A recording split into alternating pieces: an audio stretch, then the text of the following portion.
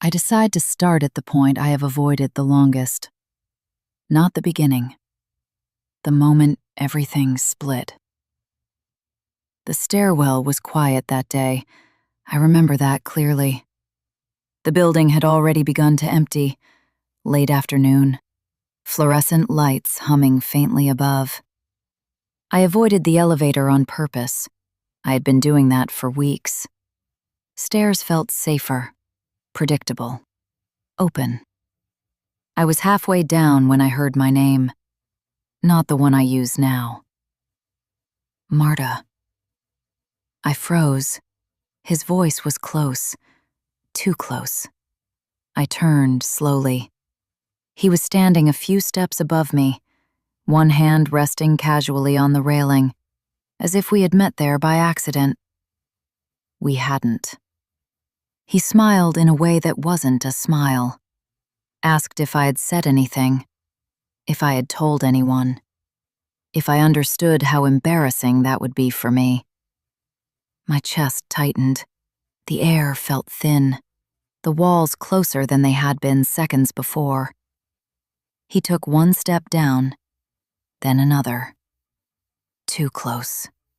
I stepped back instinctively. My heel met the edge of the step behind me. No more space. He reached toward me.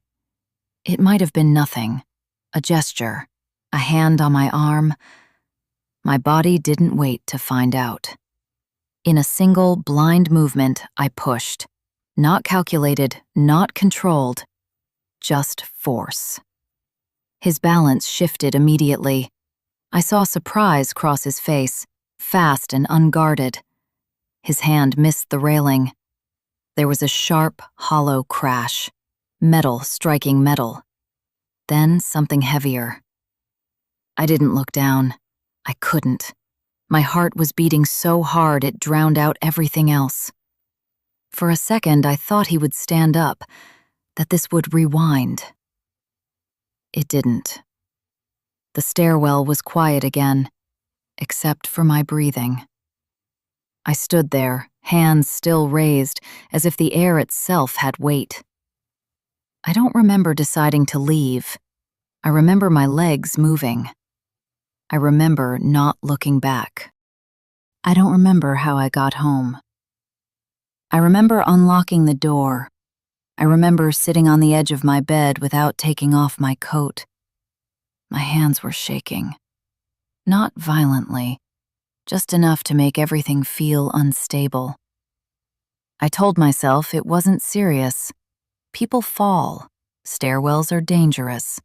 He was standing too close to the edge. This could still be nothing. I checked my phone. No calls, no messages, no emergency alerts. Silence can mean many things. I lay down without undressing, closed my eyes. Sleep didn't come, but neither did images, just fragments. The hollow sound, the sudden absence of his weight in front of me. The way surprise looks before fear. I sat up abruptly. Number 1. I wouldn't replay it. I told myself he would show up the next day, embarrassed, angry, threatening, alive. Morning came slowly. I didn't go to work. I told myself I needed a day, that shock counts as illness, that no one would question it. My phone stayed on the nightstand. I didn't want to touch it. By noon, the silence began to change shape. Not absence. Pressure. At 14:17, my phone vibrated. A message from a colleague. "Hey, is everything okay? You didn't say you wouldn't come in. Also, the new guy hasn't shown up either." The new guy. The words felt clinical, harmless. They weren't. I read the message 3 times. He hasn't shown up either. My stomach dropped. I sat very still. If he was at home, someone would know. If he was angry, he would call. If he was fine, He would be there. He wasn't. I tried to reconstruct the distance, the angle, the force. Not emotionally, mathematically. Was it enough? I couldn't see the bottom of the stairs in my memory. I had refused to look. That refusal felt louder now than the sound itself.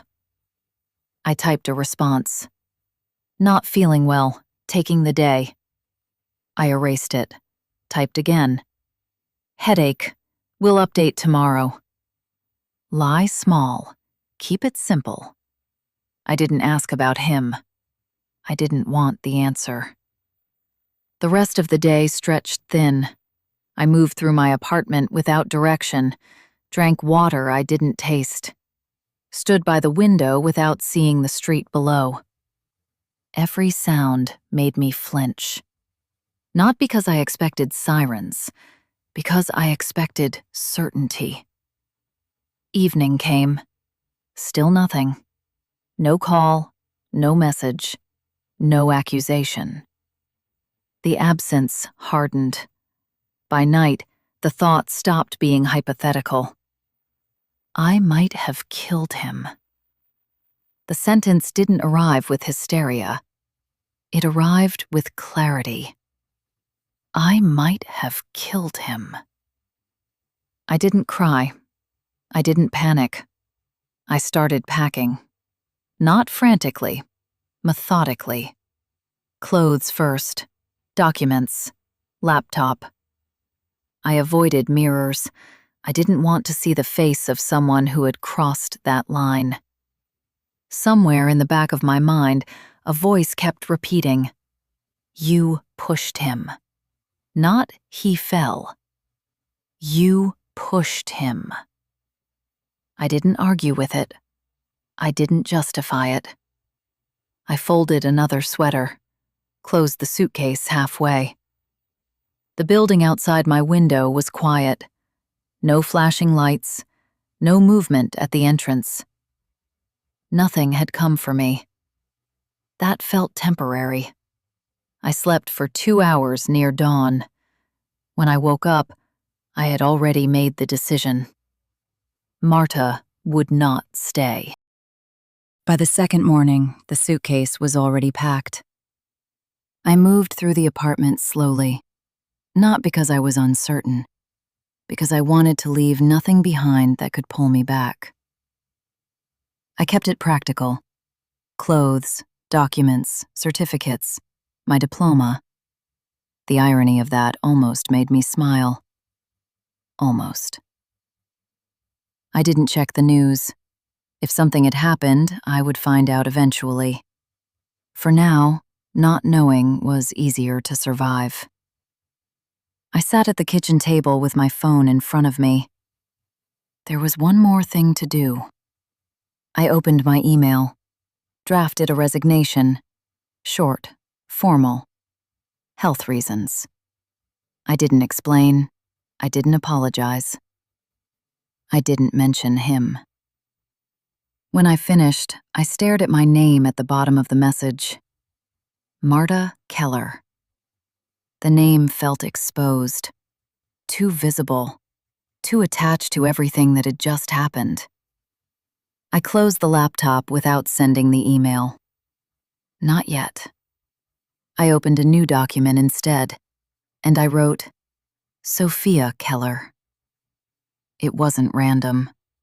It was my middle name, the one I never used, the one no one called me. It felt quieter, less recognizable, less traceable. I repeated it in my head.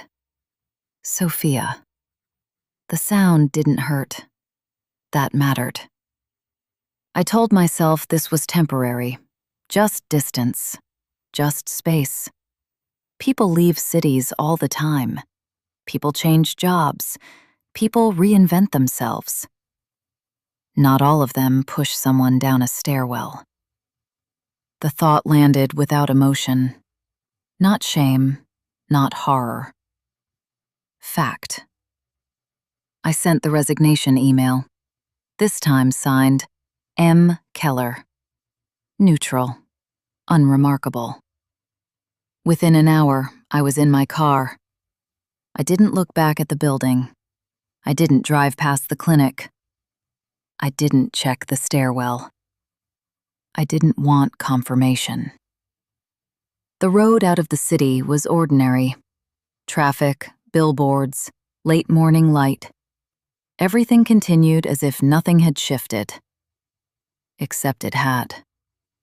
Somewhere behind me, there was a version of me who had been cornered on a staircase. Somewhere behind me, there might have been a body. I drove until the skyline disappeared. I found a small apartment in a different city. Temporary at first, then less temporary. I introduced myself as Sophia. No one questioned it. No one ever does. I built something careful, a private practice, a quiet reputation, a life structured around listening.